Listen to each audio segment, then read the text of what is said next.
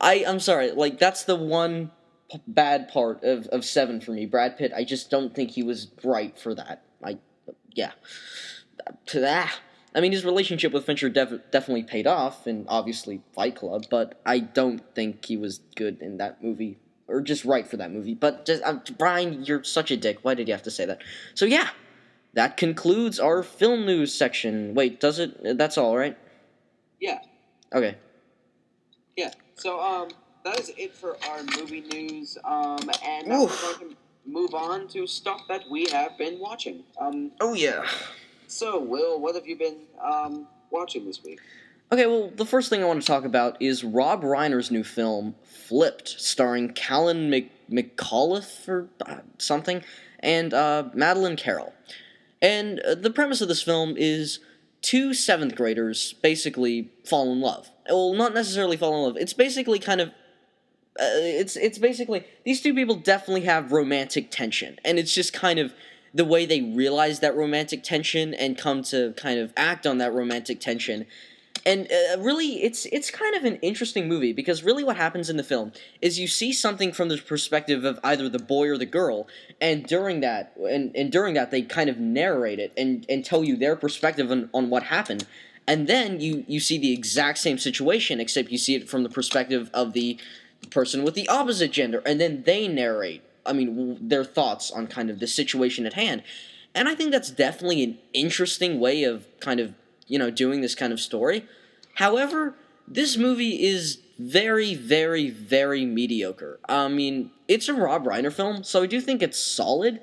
However, the script is just freaking awful at points. I mean, literally, like, about half of this movie is voiceover. Like I said, there's that storytelling device where, both characters narrate the same event, and some of that voiceover is just god awful. Like, I seriously think a kind of subtler script would have really benefited this movie and just kind of made it more resonating and just sweeter as a whole. I mean, I do think the movie's good. I think it's kind of worth watching just because Rob Reiner's directing it, and Rob Reiner is a fantastic director. In case you're an idiot and don't know, he directed, Princess Bride, Stand By Me, freaking This Is Spinal Tap, so he's definitely a talented director, and, his great directorial sensibilities really come through in this film, but overall I think are just a really clunky, poor script keep this movie from being truly great. Even though there is a lot to like in here, the film's nothing special, but there are some nice little touches to it, like there's this Max von Sydow lookalike in it, who I thought did a really good job, and the performances, I guess, are decent, but overall, it's not something you should rush out to see. I think it's a strong rental, but really, if you don't see it, you're not missing out on much. Oh, and it also should be noted that Ryan Michaels, the person I am talking to right now, was an extra on this film.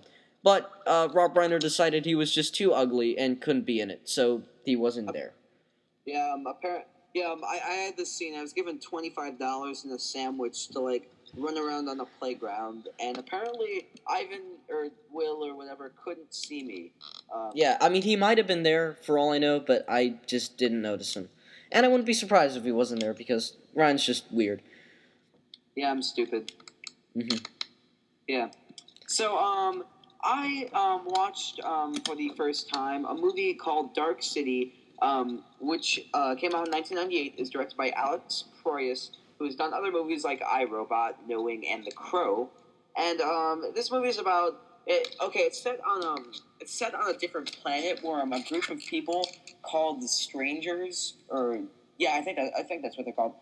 They have kidnapped like millions of humans, and they have constructed a city on their planet for the humans to just kind of live out their lives. And they conduct experiments on humans. Like, they will reset some people's memory just to, like, kind of sit. But basically, the whole point of this is to see kind of what makes humans tick, what makes humans humans, you know?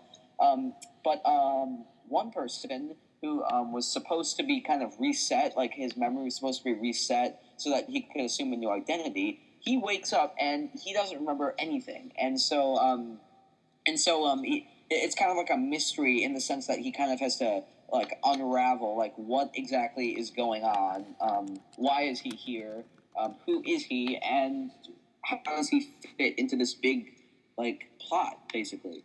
That's Dark City basically. This movie, this movie has been kind of held up. This is definitely kind of in a kind of a science fiction, almost like a classic. I'd be willing to say because like everyone has just been like praising the crap out of this movie, and so I recently saw it, and although I do have to say this movie is definitely very very good, I don't think it's entirely worthy of all the praise that it deserves. But I'll get into that later. I mean, I think definitely the best part of this movie is its concept. I mean, like experiments being conducted on humans to see what makes them is like truly a fascinating concept. I think, and I do think there are definitely moments in this movie where it kind of touches upon like the sheer brilliance of what exactly like it has this movie like has on its hands here. But I just think like in terms of just like kind of more general things, the movie kind of fails. I mean, like the dialogue for the most part, it's there's some moments. This dialogue is really very hit and miss. There's some moments where it's really nuanced and textured and just kind of works, and then other moments where it kind of pulls like it's just like almost all exposition in the form of conversation, which is really kind of annoying. The performances in this movie are really pretty good. Rufus Sewell, who this was his only really big starring role, although he's gone on to do bit parts in movies like The Illusionist.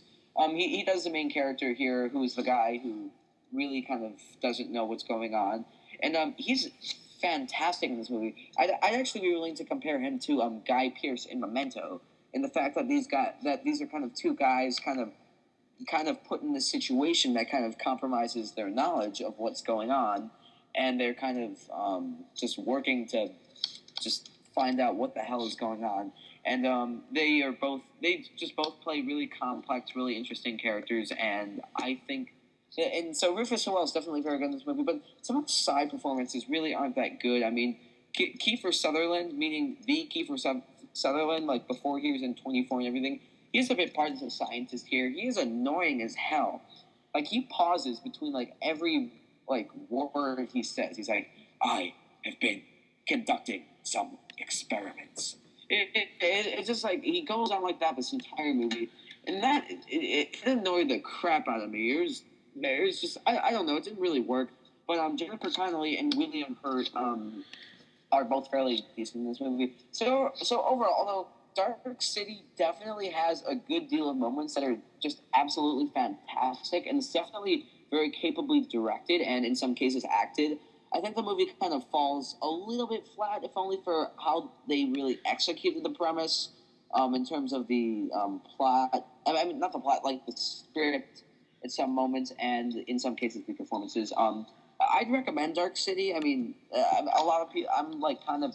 A lot of people have seen it, so I'm kind of unusual for having not seen it. But I definitely really like this movie. But I didn't really like it as much as everyone else did.